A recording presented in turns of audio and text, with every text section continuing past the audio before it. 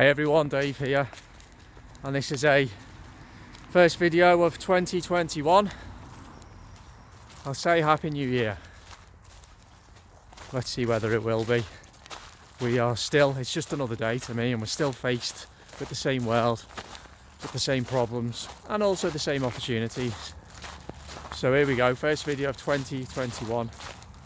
Gonna try and inject some perspective to a world sorely lacking last year in perspective, and I don't see many reasons, unfortunately, for that changing. I'm detecting a bit more panic setting in once again as the propaganda level is ramped up, cranked up even more than it was. We're now in the 11th month of 24-hour propaganda, 7 days a week. So yesterday we're told that, 900 and something people died of COVID-19. Right, I'm going to try and provide some reassurance here based on some facts and stats, a bit of research and whatever. So the first thing, when it comes to that figure, sounds scary, doesn't it? But put it in context of a few other parameters. Put it in context of the total population of the UK, which is 65 million. Set it against the fact that people do die of other things as well, you know. Remember that. If you start filtering everything through the lens of COVID, you'll realise that in itself is an insignificant figure as well. But however, remember, or you may not be aware of this, in reality that wasn't the number of people who died yesterday of COVID-19, it was the number of deaths that were registered yesterday of COVID-19. Those people could have died at any point in the weeks before. They just collated the statistics yesterday, and I would imagine there was a delay because of Christmas and the bank holidays. So what I'm saying is that it's completely pointless to take that at face value. Look at the graph of daily deaths of COVID-19 for a more accurate picture, and look at the average number of deaths, which will smooth out the bumps, smooth out the peaks and the troughs, and give you a more accurate picture. Do that. I mean, it's pretty basic, that, really. I've been saying it since the start, but that's what you need to do to have a more accurate picture. The media will play, as they always do. If you haven't noticed this, if there's a day where there's a backlog on recording deaths, hence the deaths look very high, they'll make a big play on it on the headline to try and scare you. And today, if they say there's only been 200 and odd deaths, which they probably will, I would imagine, they won't make such a big thing of it because it doesn't fit their narrative. Total number of people, better way of, let's look at the total number of people actually who have COVID-19 on their death statistics, therefore who form part of the official statistics. It's approximately 73,500. Let's apply some perspective here. The UK population is 65.5 million approx.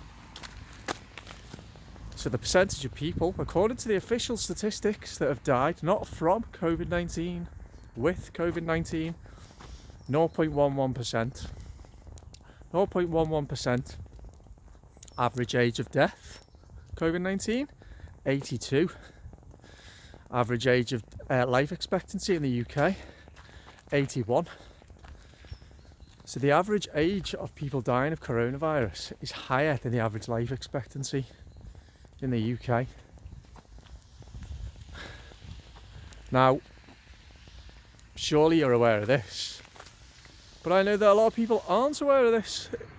The way that the COVID-19 deaths are recorded, so long as an individual has tested positive for COVID-19 in the 28 days prior to their death, then they're recorded as a COVID-19 death. So they may have been mangled, run over by a bus and smashed up, may have had a heart attack, they may have cancer, but no, if they've tested within the previous 28 days of the death of COVID-19, they'll be recorded in the official statistics. Let's remember, if you're not aware of this, that there's a lot of controversy around the testing and its accuracy as well. The accuracy of the testing for COVID-19 is nowhere near 100% positive, which you would be aware of if you stop listening to the BBC. Okay, so what else? So, a better way. There are some who say that COVID-19 deaths are underreported, and that's fair enough because they have evidence to suggest that may be the case, and okay, I take that on board, and they would have their own arguments. So a better way, and I think which most kind of eminent statistic gatherers would agree on, to measure the effect of a pandemic or an alleged pandemic, because let's remember the government declassified COVID-19 to a non-high consequence infectious disease all the way back on the 19th of March. So the best way to measure the effects of an alleged pandemic, look at overall mortality, overall deaths. And where are we? If we look at the last time I looked, Office of National Statistics, 2020 was the 16th most deadly year out of the last 30 years. The 16th. Right, okay. Granted, I've not checked it for the last couple of weeks. I need to have a look at that, but it's not going to change massively. What I'm saying is that, no, there is no evidence. There's no evidence that there's been a pandemic this year. I'm sorry. Going back to the headlines and to the scaremongering and to the fear being spewed out, the bile, poison being spewed out by the BBC, Sky and the government. Okay, so the NHS is under pressure, it's struggling to cope.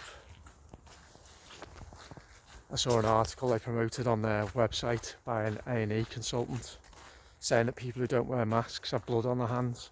Well, excuse my language, but fuck you. Who do you think you are? But unfortunately, some people have had their lives, their ability to look beyond their own experiences compromised so much that they cannot countenance that suffering can exist outside their little world of COVID-19.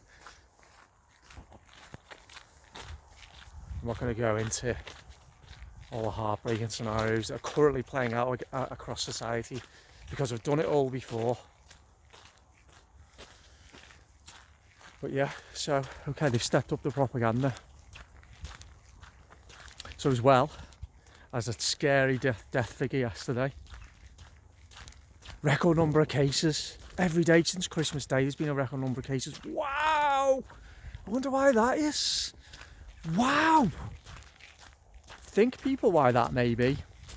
Reason number one, we are approaching the peak of winter. Peak of infectious diseases time. Flus, coronaviruses, pneumonias. People get sick in the winter more than they get sick in the summer, because viruses spread more easily in the winter. It's just a fact of life, always has been. But the media's stopped referring to that, and people have seemingly forgotten it. Reason number two, there's already millions of people, hundreds of thousands of people going for tests every day, or every week maybe. And until people stop doing that, we're never going to get out this absolute mess.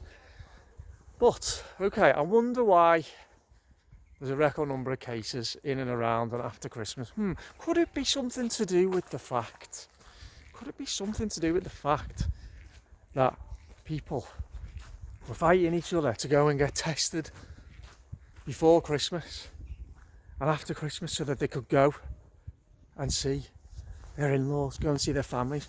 Could it be anything to do with that? Could it be maybe that the more people you test, the more positive cases that you'll find? Think about this, people. And then we come to the fact, to the discussion, whether is what the media telling you the truth? And again, for anybody who's paying attention, there is a hell of a lot of doubt on that score if you just open your eyes.